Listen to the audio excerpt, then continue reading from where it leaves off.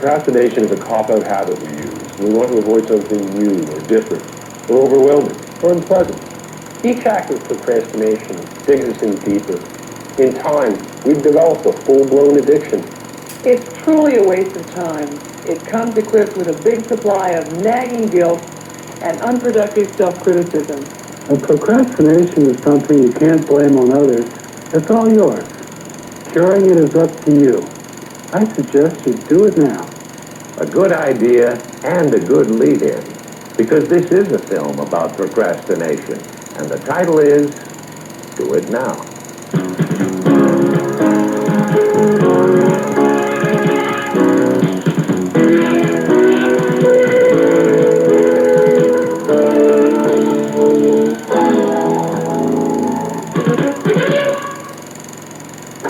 The man is Peter Procrastinator. Practicing good time management, Peter has made a to-do list and has decided on his A1 priority, a report his boss wants on his desk next Monday morning. It's a chance for Peter to shine or fall on his face, and he knows it. In the next 8 hours, with his A1 right in front of him, Peter will dictate a memo about a sales conference scheduled for 6 months from now. They're at 8:45. Will sharpen his pencils 4 times. Will handle a request from a client himself when he could have delegated it. Will read a trade journal from cover to cover. Will go for coffee on the hour, every hour. Will clean his top desk drawer for the first time in 2 years. And finally, will promise himself to do the A1 First thing tomorrow.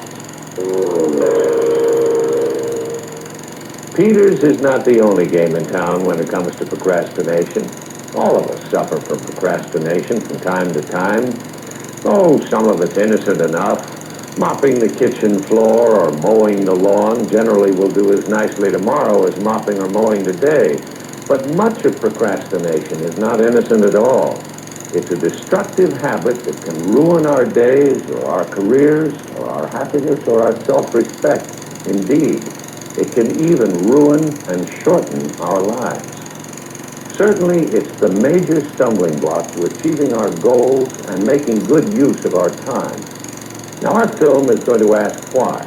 It's going to examine what procrastination is and what causes it.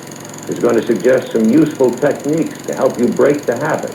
And we hope motivate you to do it now so that you spend your days more fulfilled and more satisfied. Along the way, we'll visit with some experts who've spent many of their days talking about and writing about procrastination.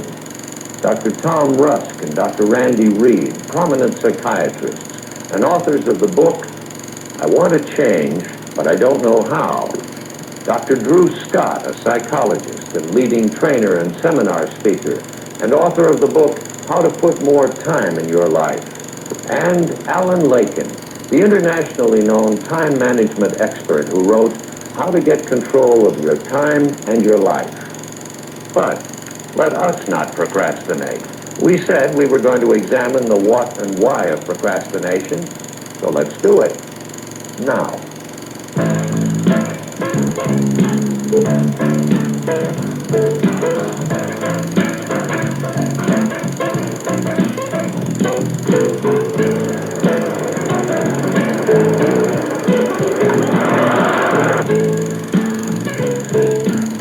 Procrastination is the art of keeping up with yesterday. It's also the art of avoiding today. I didn't have enough time. It's putting off something until the last minute, then claiming you didn't have enough time. It's burning the midnight oil on a marketing plan because you frittered away your days doing routine chores that could wait. It's having a third cup of coffee when you've been late to work twice already this week, and it's Wednesday. It's putting off making a personal commitment until you've almost waited too long. It's telling yourself you're a perfectionist instead of finishing something and facing the fact it could be rejected. It's dictating just one more memo and taking the chance of missing your plane and an important meeting. It's waiting until your senior year to study when you want to go to graduate school. It's refusing to break a bad habit until it's broken you. It's returning low-priority phone calls while avoiding completing a vital segment of your company's strategy plan. It's keeping a bad employee week after week because you can't get up the nerve to fire him. It's calling on a friendly customer who seldom buys anything, rather than risking rejection from a customer whose account would be a plum. It's calling in sick when you can't face a difficult task or a dressing down from your boss. It's turning down or not earning a promotion so you can escape the responsibility that goes with it. It's delaying introducing a new product, then one day finding out that your competitor has introduced one just like it. It's never having enough time for your children, then waking up one day and finding out they've grown up Maybe next week, Dad. I got a date. and don't have any time for you. It's planning vacations you'll never take, or writing the title page for the 100th time on that book you'll never write, or talking a lot about doing your own thing and never doing it. Yes, procrastination is all those things and more.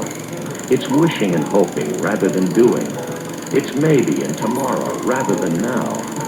Procrastination is self-doubt. Procrastination is self-punishment. Procrastination is escapism, self-made. Procrastination is, well, it's procrastination. Most of all, procrastination is a habit. We human beings don't just put off something once or twice. We do it as a pattern. And each time we stall or put off, the next act of procrastination is that much more likely. For some reason, even though we might be able to do a project faster and better now, putting things off until some nebulous time in the future can be incredibly seductive. The authors of the book, I Want to Change, but I Don't Know How, both psychiatrists, both clinical professors at the University of California, San Diego, and both procrastinators. Dr. Tom Rusk and Dr. Randy Reed. Are you both really procrastinators? But we're alive, and most people procrastinate occasionally. It's a basic and universal human habit. We're not too worried about occasionally, but we do worry when a person procrastinates frequently on a project that's really important to that person. It can be a very unhealthy habit. The key word is important. If a decision or a project isn't important to you, if it won't make your life or career more successful, more secure, more satisfactory, more fun, then procrastinate all you want. But if the project is important to you and your job and your family, and you're the one who's decided that it's important, then do it. Do it now. You'll save yourself a great deal of guilt and grief. Well, why do we put things off? Things that really matter to us. Let's ask the question a little bit differently. Why do we do anything at all? One way to view human behavior is to think in terms of basic needs. Physical needs are obvious: food, air, shelter, water. Psychological needs are on the next level: a sense of personal worth, security and control, loving and being loved, fun and relaxation.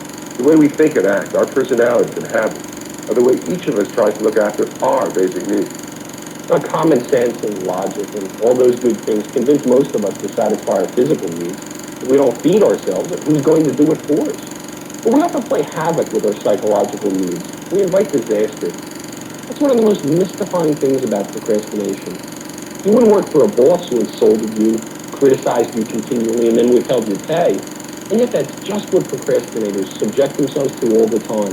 They're usually extremely self-critical people and never allow themselves much satisfaction in life. They're almost always masochistic in the way they put themselves down or hate themselves into corners.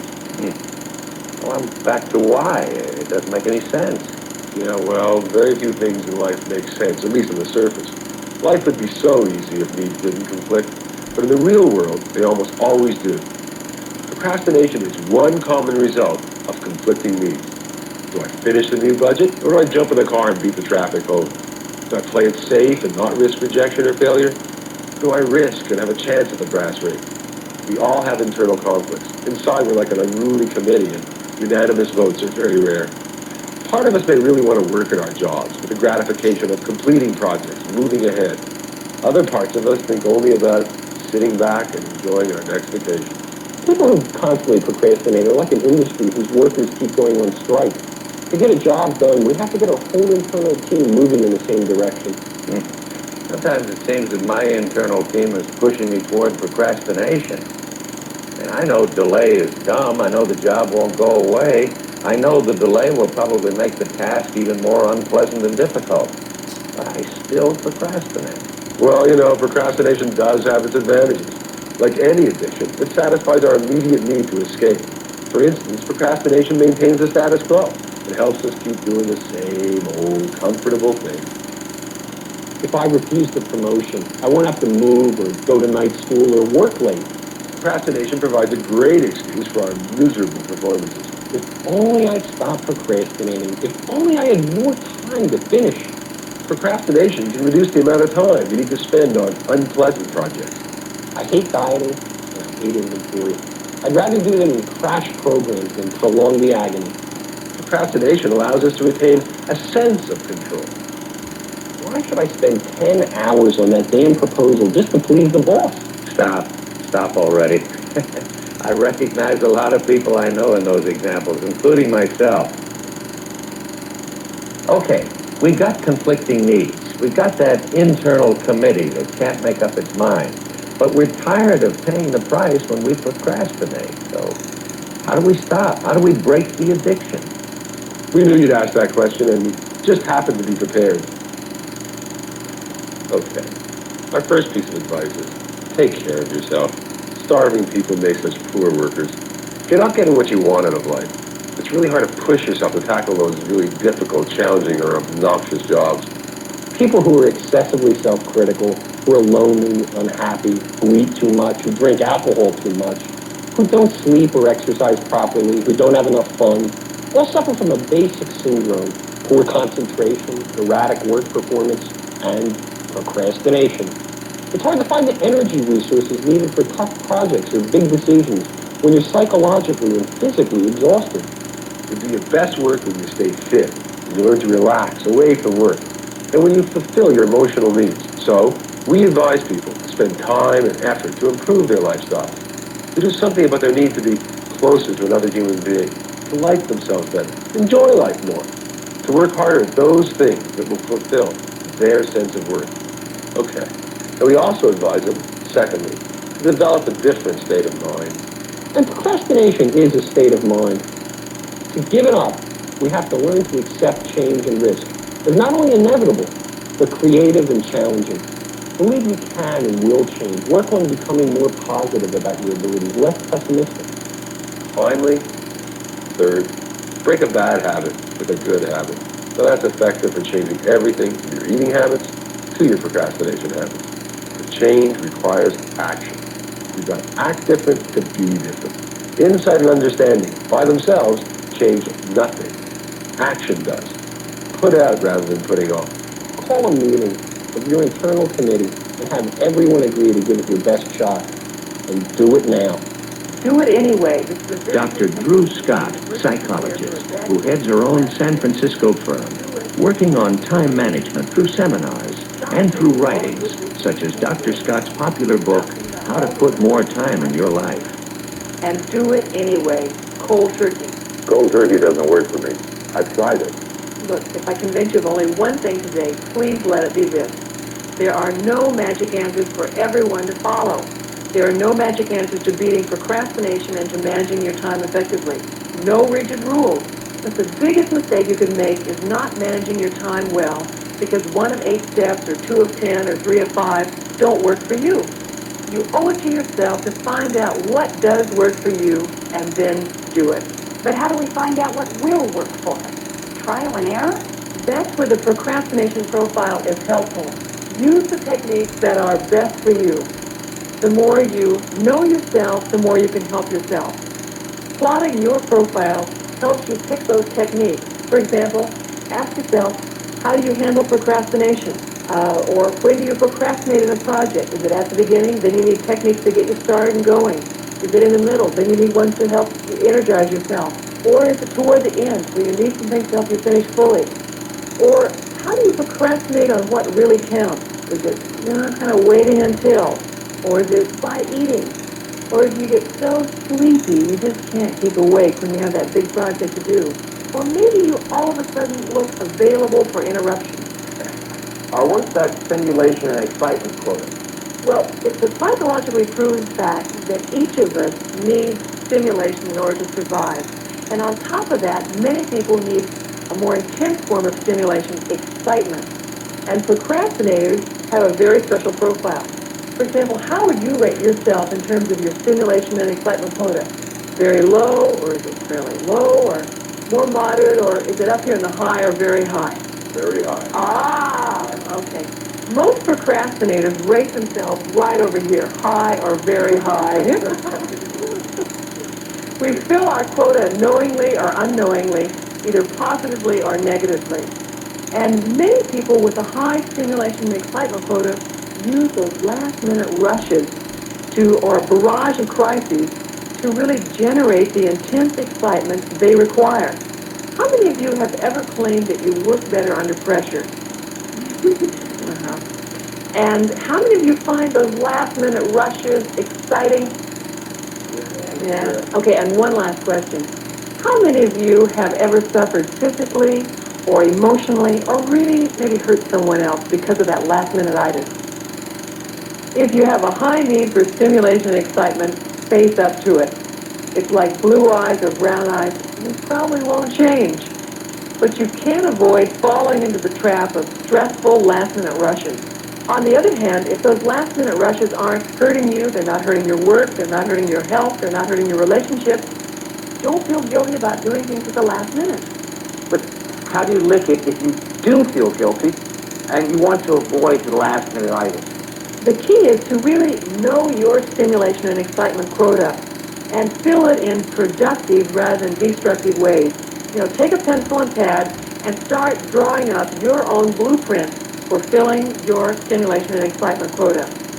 Make a list of everything that is exciting to you and everything that is stimulating. Everything? Well, this is a private list. But take a pencil and list all of the things. You might include scheduling a seminar or a trip to New York or a trip skiing or coming up with a new research idea for your work. Just make sure that your calendar calls for enough events to keep you excited and energized. If you do all those things, you have no time for your top priority. Oh, come on, Paul. You know that active people really get more done. You have so much energy, you really get twice as much done. Decide what needs to be done and do it. Dr. Scott, in one sentence, how do I motivate myself to do that on a daily basis? By using the time techniques that are right for you, your personality, your problems, and your profile. Know yourself and help yourself. But if you need one sentence, use this one. Practice the 3 R's. Repetition, reinforcement, and reward. Make them a part of your ongoing procrastination prevention program. That's 2 sentences. I guess it was. Repetition is part of the learning process. We all need to repeat new time techniques until they feel natural. And make sure that you build in reinforcement into your time management program. Several times during the day. Think about that top priority and say to yourself, do it now, do it first, do it anyway. To keep myself on track, I frequently say to myself during the day, I focus and finish. As for rewards, promise yourself a weekend in the country after that big push, or go out to lunch rather than eating at your desk when you finish 10 pages of that ugly report. How about that one? The projects that are assigned by others. Many of us react to requests from others defiantly because of patterns left over from childhood. Remember how long it took you to clean up your room when your mother told you to? Yeah. Defiance is a habitual reaction against perceived authority. I'll show them. You can't make me, and I'll do it my way. The perceived authority can be the alarm clock. It can be an appointment deadline. It could be an assignment from the boss. People who exhibit defiant behavior continually struggle against structure in their lives. They view lists, calendars, deadlines as all objects to defy. Unconsciously, they perceive missing a deadline as one more opportunity to show them. But what if you don't like structure? This is a problem. There's no one magic answer to it. The roots run deep. Practicing the 3 R's, repetition, reinforcement, and reward, will help. I often ask myself this question too. If I don't do this, am I cutting off my nose to spite my face? That question really helps you face up to a reality. If you perpetually make every aspect of your life a contest with others or rebellion against structure, you're cutting off many avenues of growth and good feelings. But remember, time management isn't a once-only let's get organized tomorrow project. Time management is an ongoing program to bring the amount of order you want into your life. But how do you bring this order into your life if you've got a project that's going to take 20 hours and you can't find 20 hours? That's a big win. People procrastinate when the project seems overwhelming. What I recommend is Swiss cheese. The Swiss cheese method really works. It can help you eliminate all kinds of procrastination problems. Believe me. Believe me? You mean to tell us Mr. Time procrastinates too? I'll be happy to answer that question later. Alan Lakin is Mr. Time to many, and the originator of probably the most famous cures for procrastination, including Swiss cheese. Lakin is also a Harvard MBA and the author of this bestseller, and the ideas in the Lakin Time Management film series, which include the film classic, The Time of Your Life. In seminars like today's, he talks, as do Drs. Rust and Reed and Scott, of the psychological aspects of procrastination and of curing it through good time management. But Lakin specializes in do, techniques that move you from thinking into action.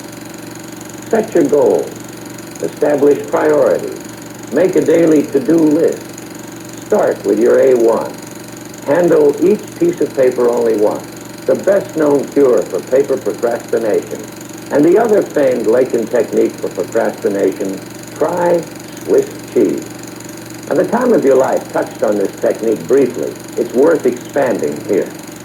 Quite simply, Swiss cheese is this. If a project or a problem seems overwhelming to you, much too time-consuming, too difficult, too unpleasant, take small bites of it rather than trying to swallow the whole thing at once. Poke holes in the problem. For instance, take a look down the hall at that poor lady. Her A1 is preparing next year's departmental budget. She estimates she needs at least 30 or 40 hours to do the job, and she can't seem to find 1 hour. Interruptions and then more interruptions. Okay, I'll try to get a... Her choice?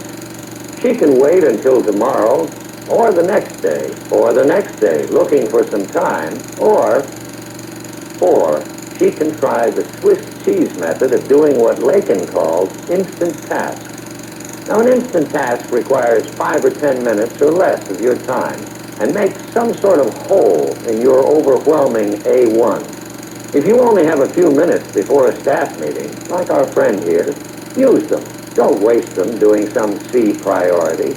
Get started on your A1. For instance, she might make a list of the instant tasks she could do when she finds another 5 or 10 minutes later in her busy day.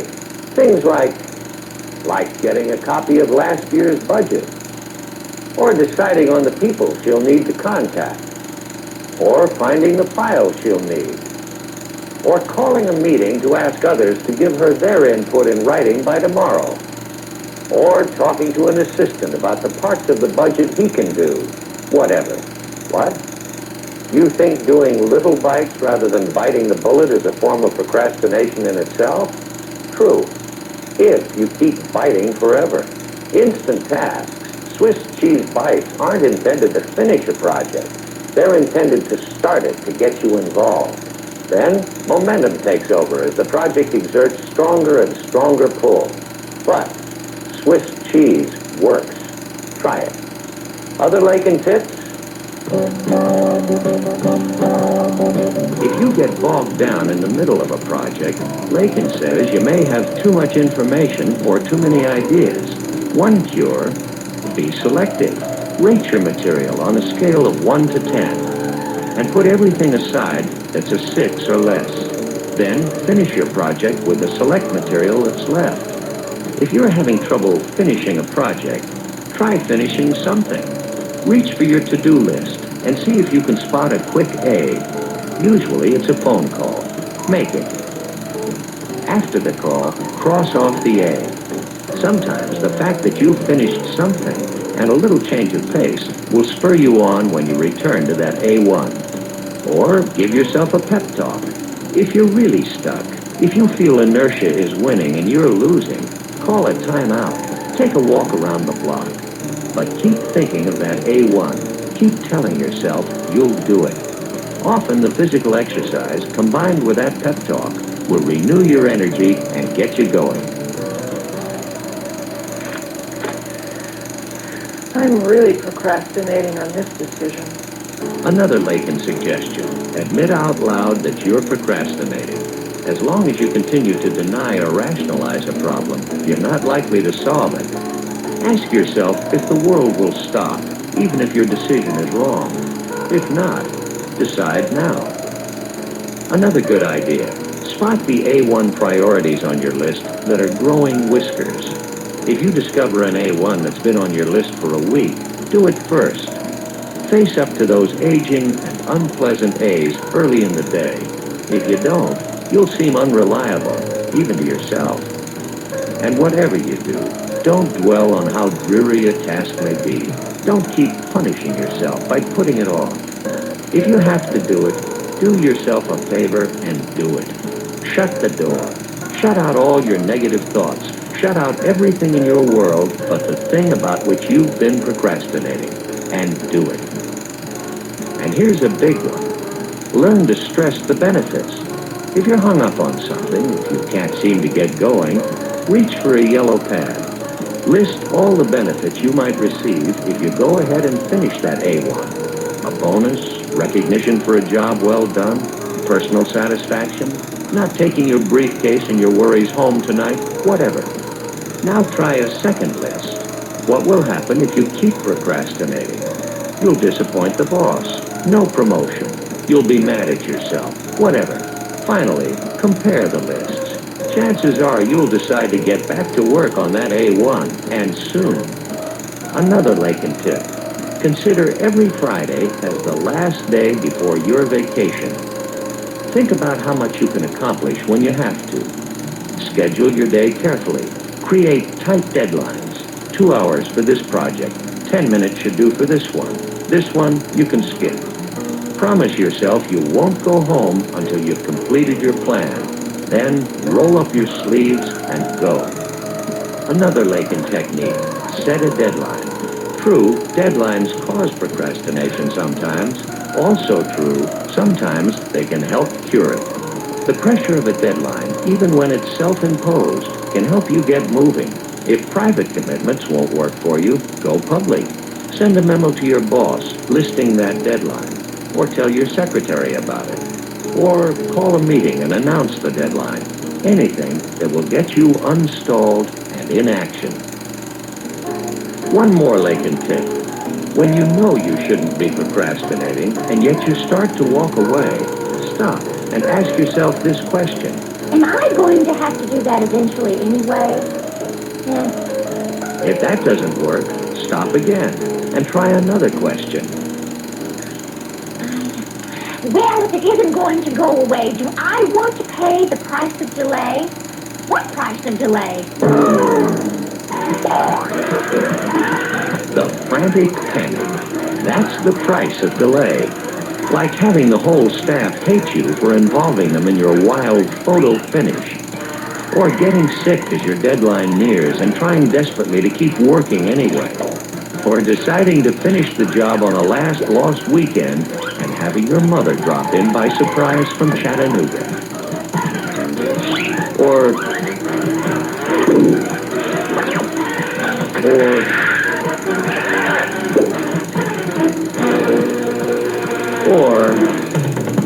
face it, crash programs take their toll. I think I'll do it now.